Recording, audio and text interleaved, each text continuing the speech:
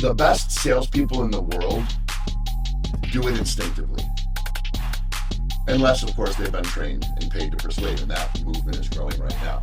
But the best salespeople in the world don't even know it, but they're incredible detectives. If you watch somebody go to work, for instance, I watched a video recently of Jordan Belfort, the Wolf of Wall Street. You actually mentioned him. In this video, he's trying to pitch somebody on his consulting services.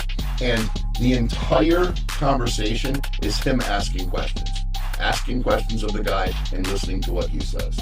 Asking another follow-up question, listening to what the guy says. Series of questions over and over and over until finally he's withdrawn enough information from the individual to then strategically say what is necessary to get that individual to see that the product or service that he would like him to engage in is beneficial, and it's obviously beneficial because he's tied it into everything that individual has already divulged to him.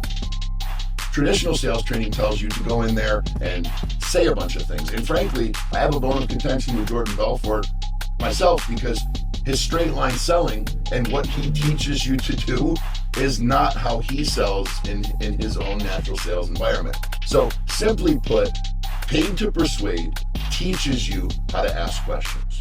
Paid to Persuade teaches you how to be ruthlessly confident. I mean, a level of confidence that most people would believe you've been doing your job for 20 years, even if you've only been doing it for 6 months.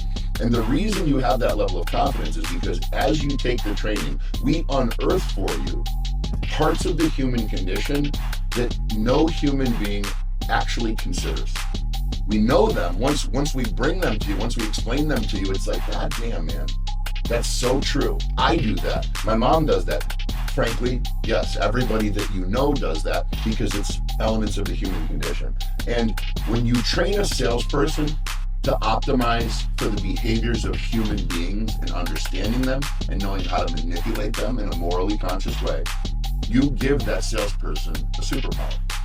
When they enter a sales conversation, they already know what they have to do, the questions they have to ask, and based upon the answers to those questions, how they arrange the conversation in a way that leads them to a close every single time.